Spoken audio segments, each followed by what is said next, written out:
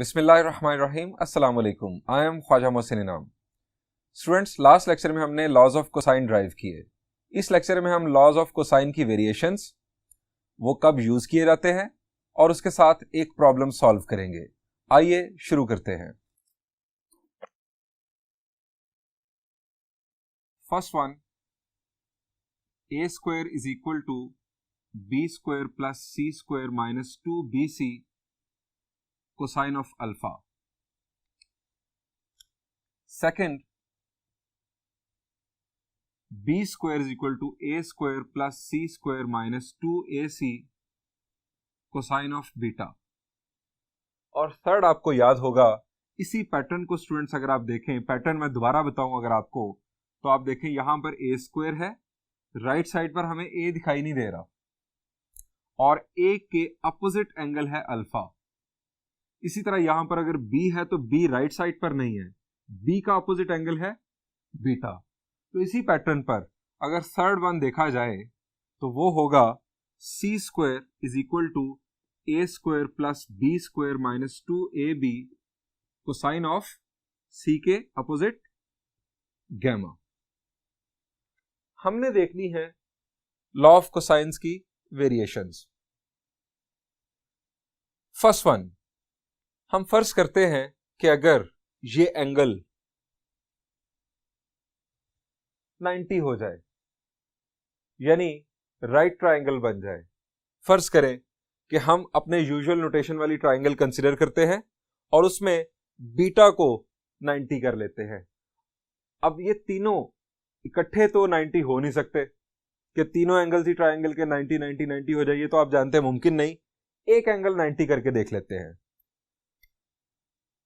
हमारी ट्रायंगल हम ए कंसीडर करते हैं यहां पर। अब अगर मैं यहां से बी, हमारे पास यहां पर बनना है बीटा, हम बीटा को 90 करने जा रहे हैं। अब अगर मैं इस तरफ को ले आऊं लाइन तो बीटा एक्यूट होगा, इस तरफ को ले जाऊं तो बीटा ऑब्ट्यूज हो जाएगा, और अगर मैं बिल्कुल इसके ऊपर चला जाऊं इस तरह से परपेंडिकुलर, तो हमारे पास ये जो एंगल होगा दैट विल बी 90 डिग्रीज। ये हमारे पास बीटा, ये हो जाएगा 90 डिग्रीज, और ये हमारे पास बन गई एक right triangle. Now this is alpha, this is gamma, a b and c. ये हमारी triangle with usual notations complete हो गई। हम देखना ही चाहते हैं कि अगर बीटा 90 डिग्रीज हो जाए तो क्या इफेक्ट आएगा हमारे लॉ ऑफ कोसाइंस पर।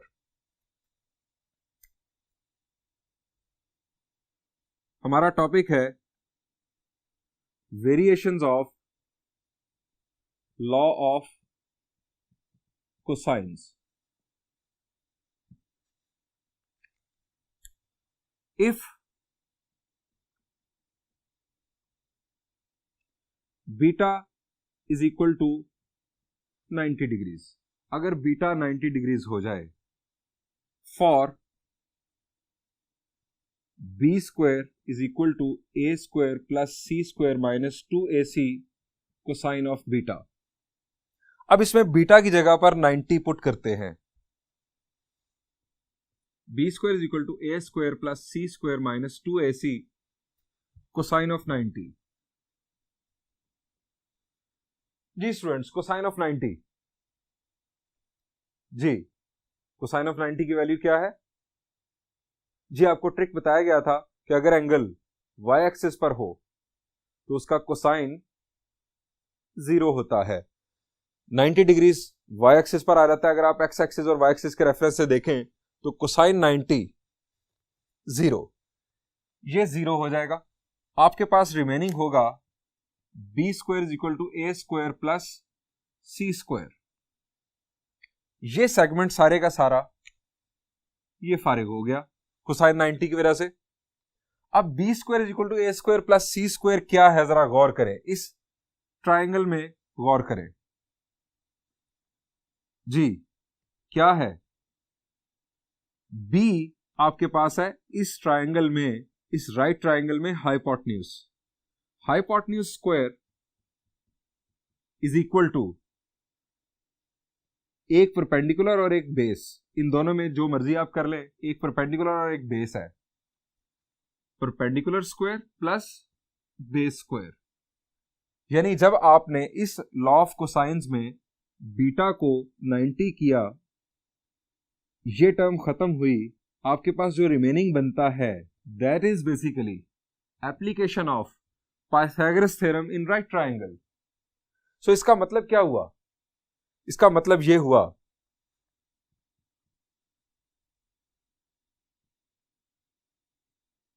Laws of cosine reduces to Pythagoras theorem if angle involved becomes 90 degrees। जो भी लॉ ऑफ कोसाइंस आप यूज कर रहे हैं, अगर उसमें जो एंगल इन्वॉल्व्ड है, यहां पर अगर अल्फा है, ये अगर 90 हो जाए, ये टर्म एलिमिनेट हो जाएगी, तो रिमेनिंग जो होगा a square is equal to b square plus c square, वो एक पाइथागोरस थ्योरम की एप्लीकेशन इनफैक्ट बन जाएगी, पाइथागोरस थ्योरम बन जाएगा उस राइट ट्रायंगल के लिए कि जिसमें अल्फा 90 होगा। अगर आप बीटा को 90 डिग्रीज करेंगे तो एक ऐसी राइट ट्रायंगल होगी जिसमें बीटा 90 होगा, और बीटा 90 होने की वजह से ये टर्म एलिमिनेट, बाकी आपके पास पाइथागोरस थ्योरम होगा। गैमा 90 होने से ये टर्म खत्म हो जाएगी, remaining will be Pythagoras theorem. So याद रखें, लॉज ऑफ कोसाइन ये बड़ा इंपॉर्टेंट एमसीक्यू है कि लॉ ऑफ कोसाइन को क्या होता है अगर एंगल इन्वॉल्व्ड 90 हो जाए। सो ये पॉइंट आपको याद रखना है। अब फर्दर वेरिएशन डिस्कस करते हैं।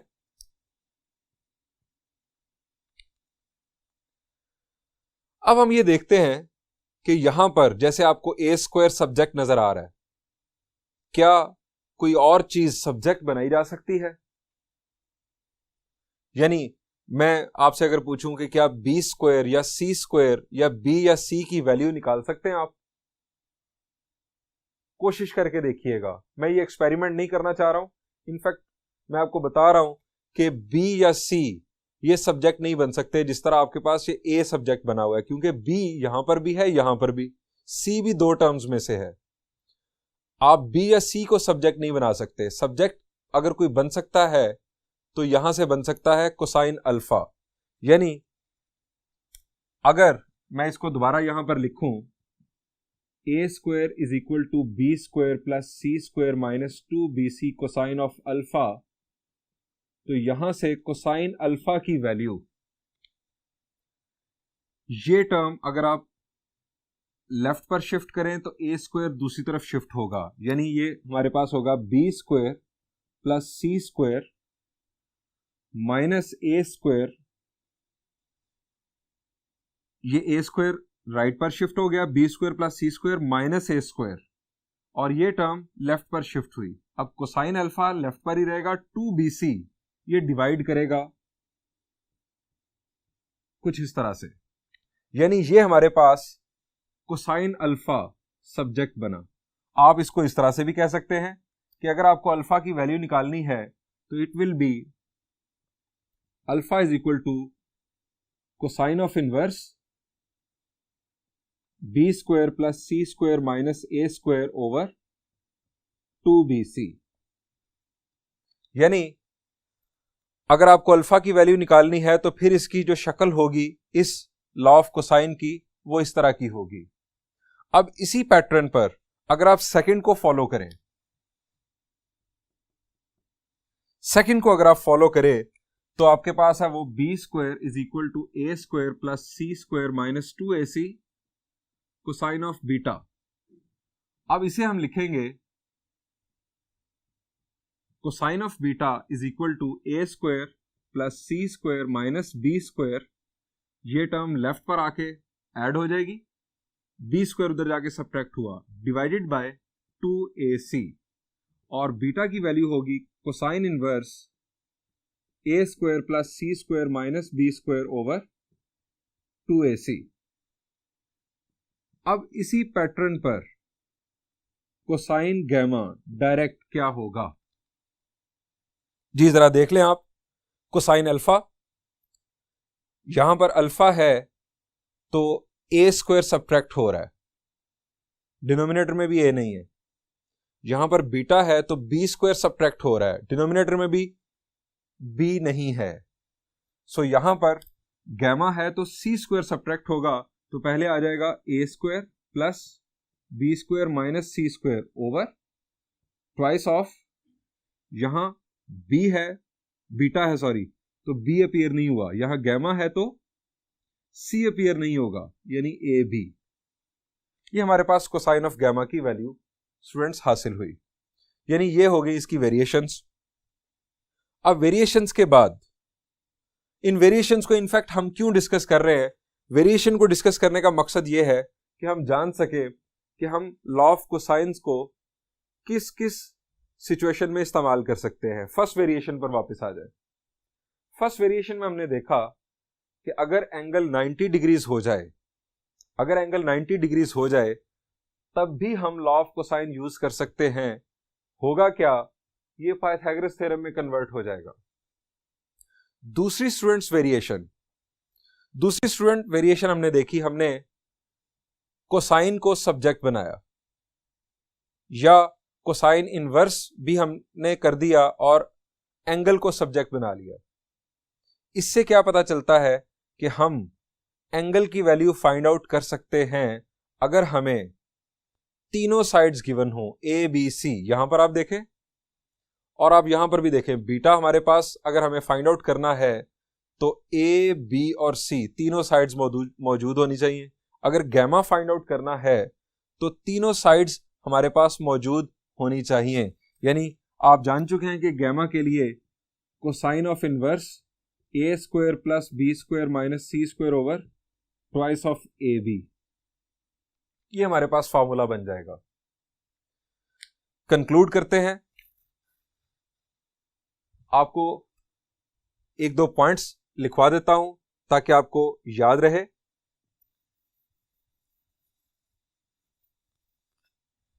कि कब यूज किया जाएगा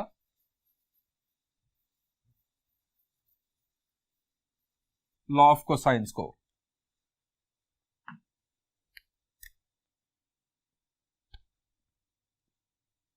When to use? Number 1, students, first point,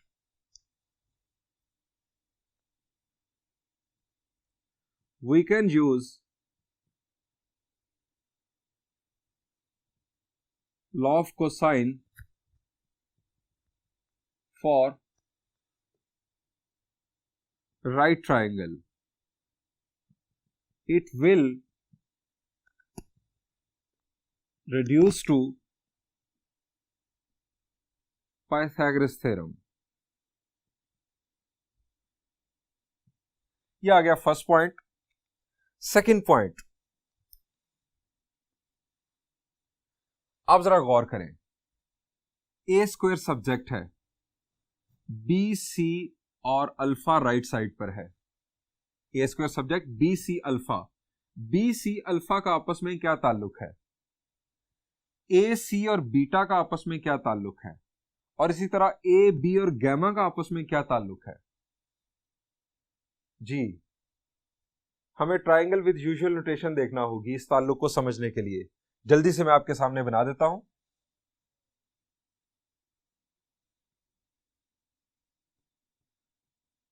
A b c, gamma, alpha, beta और ये हमारी साइड्स। मैं बात कर रहा था कि बी सी और अल्फा का आपस में ताल्लुक। बी सी और अल्फा, बी और सी दो साइड्स हैं और इन दोनों के दरमियान है अल्फा, यानी हम इसे कहते हैं इंक्लूडेड एंगल। अब आप देखें ए सी और बीटा, ए सी और बीटा दो साइड्स इंक्लूडेड एंगल। और थर्ड ए बी और गैमा, ए बी और गैमा दो साइड्स इंक्लूडेड एंगल। यानी अगर दो साइड्स और इंक्लूडेड एंगल गिवन हो तो आइडियल है law of cosines third side find out करने के लिए। यह है थर्ड साइड, दो sides included angle, third side, ये दो साइड्स इंक्लूडेड एंगल, ये है थर्ड साइड। सो हम लिखेंगे to find third side of a triangle if two sides and their included angle will be given। ये याद रखिएगा, यही सबसे इंपॉर्टेंट पॉइंट्स है स्टूडेंट्स जो हमें एक्सरसाइज 12.5 में काम आएगा। दो साइड्स इंक्लूडेड एंगल गिवन हो, थर्ड साइड फाइंड आउट करने के लिए। अब इसकी दूसरी वेरिएशन जो हमने देखी, ये वेरिएशन अभी बोर्ड पर मौजूद है। 2 पॉइंट्स हमने देखा कि कोसाइन बीटा को हम सब्जेक्ट बना सकते हैं, कोसाइन गैमा को हम सब्जेक्ट बना सकते हैं, यानी बीटा और गैमा या अल्फा फाइंड आउट किया जा सकता है अगर हमारे पास ए बी सी तीनों साइड्स मौजूद हो। सो क्या समझ आई? समझ बात ये आती है कि अगर तीनों साइड्स मौजूद हो तो हम एंगल फाइंड आउट करने के लिए भी लॉ ऑफ कोसाइंस को यूज कर सकते हैं। To find an angle if 3 sides will be given। हम इसको यूज कर सकते हैं एंगल फाइंड आउट करने के लिए अगर हमें तीनों साइड्स ट्राइंगल की गिवन हो।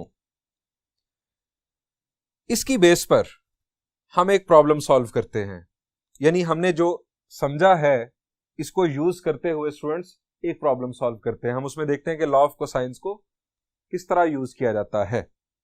आइए प्रॉब्लम देखते हैं।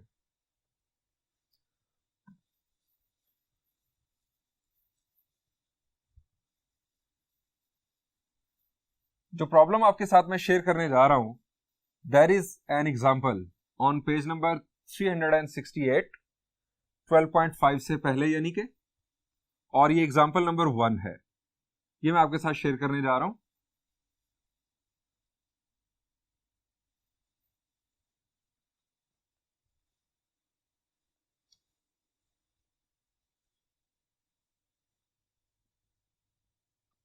एग्जांपल 1 और हमें गिवन है b की वैल्यू 3, c की वैल्यू 5 और अल्फा की वैल्यू है 120 डिग्रीज। हमें कहा गया solve the triangle ABC by using the cosine and sine rule. हमें कोसाइन और साइन रूल यूज करते हुए इस ट्राइंगल को सॉल्व करना है। सबसे पहली बात, हमें क्या कुछ फाइंड आउट करना है। ट्राइंगल के आप जानते हैं 6 एलिमेंट्स, 3 एलिमेंट्स हमें यहां पर गिवन है, रिमेनिंग 3 एलिमेंट्स हमें फाइंड आउट करने हैं। अब रिमेनिंग 3 एलिमेंट्स क्या है जी? 2 साइड्स हैं तो थर्ड साइड, और उसके बाद remaining 2 angles beta and gamma. सबसे पहले जरा देखें जो डेटा गिवन है वो किस लॉ के लिए अप्लाई किया जा सकता है। अभी तक हम पढ़ चुके हैं students law of science, law of cosines और law of tangents. B, c और अल्फा, जरा रिकॉल करें लॉ ऑफ साइंस। किसी लॉ ऑफ साइन में ये डेटा यूज किया जा सकता है। लॉ ऑफ साइंस के लिए शर्त क्या थी? आपको एक पेयर चाहिए, आपको पेयर चाहिए एंगल और साइड का जो अपोजिट हो, और उसके बाद एक और सिंगल एंगल या साइड। यहां पर अगर आप देखें तो जो एंगल है अल्फा है, इसके साथ होना चाहिए साइड ए को। साइड ए हमारे पास नहीं है, यानी मैं आपको अगर वेरिएशंस लिख के दिखाऊं तो आप ज्यादा बेहतर अंदाज में समझेंगे। हमारे पास है a over sine alpha is equal to b over sine beta, b over sine beta is equal to c over sine gamma, c over sine gamma is equal to a over sine alpha. Alpha हमारे पास appear हो रहा है यहां पर, तो आपके पास क्या बाकी चीजें हैं? हमारे पास सी तो है, लेकिन ना तो गैमा है ना हमारे पास ए है, दो चीजें मिसिंग है। अब आ जाएं आप यहां पर, आपके पास बी सी दोनों मौजूद, बी सी दोनों मौजूद, बीटा भी नहीं है गैमा भी नहीं है, ये भी यूज नहीं हो सकता। आप फर्स्ट वन पर आ जाएं, आपके पास अल्फा मौजूद, अल्फा को पुट कर सकते हैं आप, आपके पास बी मौजूद, ए और बीटा दोनों नहीं है, यानी लॉ ऑफ साइंस यूज नहीं हो सकता। और जब law of science student use नहीं हो सकता तो ऑटोमेटिकली समझ लें कि यहां पर डायरेक्टली लॉ ऑफ टेंजेंट्स भी यूज नहीं हो सकता। हाँ, एक स्पेशल केस और स्पेशल प्रोसीजर है जो मैं आपके साथ शेयर करूंगा एक्सरसाइज 12.5 में, लेकिन दैट इज कॉम्प्लेक्स, उसे प्रेफर नहीं करना हमने जब तक कि हमें बाउंड ना किया जाए, जब तक कहा ना जाए कि लॉ ऑफ टेंजेंट के जरिए यूज सॉल्व करें। हम यहां पर लॉ ऑफ कोसाइंस को देखेंगे। लॉ ऑफ कोसाइंस के लिए कंडीशन हमने जो पढ़ी वो है दो साइड्स और इंक्लूडेड एंगल। अब दो साइड्स और included angle, b c sides का इंक्लूडेड एंगल अल्फा होता है, अगर साइड्स हो ए सी तो इंक्लूडेड एंगल बीटा होता है, और अगर साइड्स हो ए बी तो इंक्लूडेड एंगल गैमा बनता है। यहां पर बी सी के साथ अल्फा मौजूद, हम यूज करते हैं law of cosines. Using law of cosines, अब लॉ ऑफ कोसाइंस जिसमें अल्फा इन्वॉल्व है वो हम यूज करेंगे, और वो क्या है? A square is equal to b square plus c square minus 2bc cosine of alpha. इससे हमें मिल जाएगा ए, वैल्यूज पुट करते हैं, बी की वैल्यू हमारे पास है 3 प्लस सी की वैल्यू है 5 minus 2 into 3 into 5 cosine of 120 degrees. 9 plus 25 minus 5 3 are 15 2 are 30 cosine of 120 degrees. Calculator use करते हैं राइट साइड के लिए।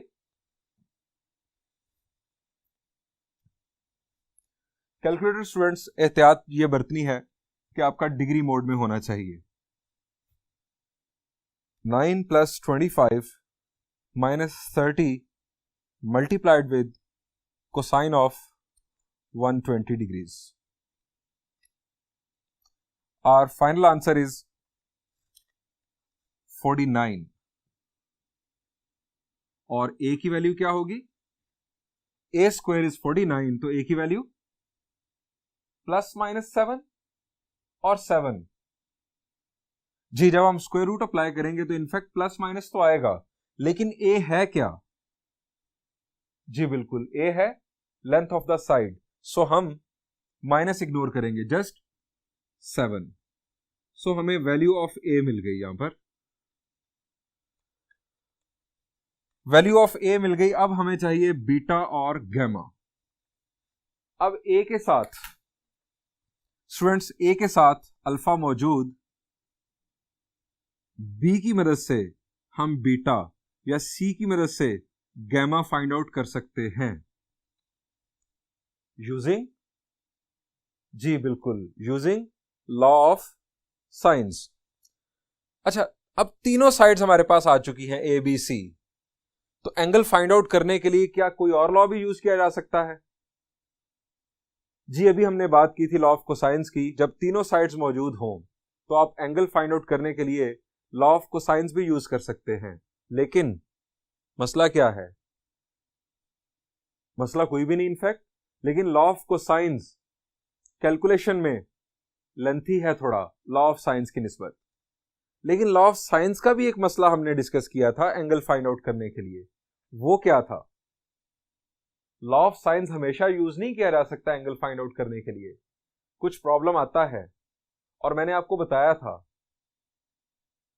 जी हमने डिस्कस किया था डोंट यूज, एक प्रिकॉशन मैंने आपको लिखवाया था रेड कलर में, मुझे याद है, don't use law of science for finding obtuse angle of a triangle. और हमें क्या पता कि ऑब्ट्यूज एंगल कौन सा होगा? हम आमतौर पर greatest angle of triangle find out नहीं करेंगे यूजिंग लॉ ऑफ साइंस। अब यहां पर हमें कैसे पता चलता है कि ग्रेटेस्ट एंगल कौन सा होगा? आप जरा देखें ए, बी और सी की वैल्यूज। जो ग्रेटेस्ट साइड होगी उसका अपोजिट एंगल ग्रेटेस्ट होगा। यहां पर ए, बी और सी 3, 5, 7, साइड ए ग्रेटेस्ट है। इसका अपोजिट एंगल कौन सा है जी? इसका अपोजिट एंगल है अल्फा। अल्फा ग्रेटेस्ट होगा, ये ग्रेटेस्ट है, ग्रेटेस्ट पहले ही मौजूद है। यानी हम अब जो एंगल फाइंड आउट करेंगे वो 120 डिग्री से तो कम होगा, और 120 डिग्री चूंकि ऑब्ट्यूज एंगल है, ट्राइंगल में दूसरा कोई ऑब्ट्यूज एंगल हो नहीं सकता। ट्राइंगल में सिर्फ एक ही ऑब्ट्यूज एंगल हो सकता है, यानी लॉ ऑफ साइंस यूज किया जा सकता है। और आप किसी भी एंगल बीटा या गैमा, किसी भी एंगल के लिए उसे यूज कर सकते हैं, चूंकि हमें यहां कोई खदशा नहीं है कि वो एंगल ऑब्ट्यूज होगा। लेकिन अगर ये खदशा मौजूद होगा तब हम लॉ ऑफ साइंस यूज नहीं करेंगे। हम यहां लिखते हैं for beta using law of sines. अब बीटा के लिए कैसे यूज करेंगे? B over sine beta is equal to, हमारे पास है ए और alpha, a over sine of alpha. अब साइन बीटा की वैल्यू यहां पर क्या होगी जी? क्रॉस मल्टीप्लाई चले कर लेते हैं, a sine beta, b sine alpha. तो साइन बीटा की वैल्यू हमारे पास आ जाएगी b sine alpha over a, putting values sine beta is equal to, b की वैल्यू है students 3 sine of alpha over a की वैल्यू है, हमने फाइंड आउट की 7। बीटा कैलकुलेट करते हैं, पहले साइन बीटा की कंप्लीट वैल्यू ले लेते हैं using calculator. 3 into sine of 120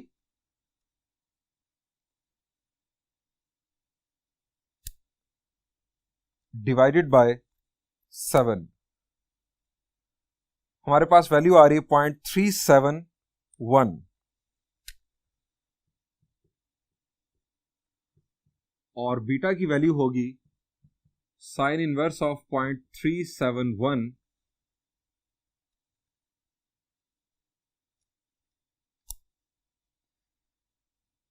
the value is 21 degrees 47 minutes.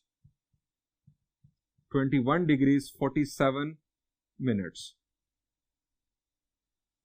अब हमारे पास रह क्या गया? हमारे पास अल्फा मौजूद, बीटा भी आ चुका, गैमा चाहिए। गैमा फाइंड आउट करने के लिए स्टूडेंट्स क्या करें? अगेन लॉ ऑफ साइंस जी, लॉ ऑफ साइंस कैसे यूज करेंगे? C over sine gamma is equal to a over sine alpha, या बी ओवर साइन बीटा भी अब यूज किया जा सकता है। लेकिन जब दो एंगल्स आ चुके हों तो थर्ड एंगल फाइंड आउट करने के लिए क्या इतनी पेन लेनी है हमने? हरगिज नहीं। जब दो एंगल्स आ चुके हो तो आप जानते हैं कि हम कॉन्सेप्ट यूज करते हैं sum of angles of a triangle is equal to 180। So वही कॉन्सेप्ट यूज करते हैं, as alpha plus beta plus gamma is equal to 180 degrees. तो गैमा की वैल्यू हमें फाइंड आउट करनी है। Gamma will be 180 degrees minus alpha minus beta, 180 degrees minus 120 degrees minus 21 degrees 47 minutes. So gamma की वैल्यू with the use of calculator will be 180 degrees minus 120 degrees minus 21 degrees 47 minutes. We have 38 degrees 13 minutes.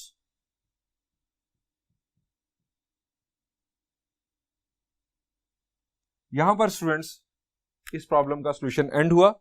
हमने देखा कि law of cosines किस तरह use किया जाता है किसी सॉल्यूशन ऑफ ट्रायंगल के लिए। नेक्स्ट लेक्चर में हम एक्सरसाइज 12.5 के डिफरेंट प्रॉब्लम सॉल्व करेंगे। Thank you.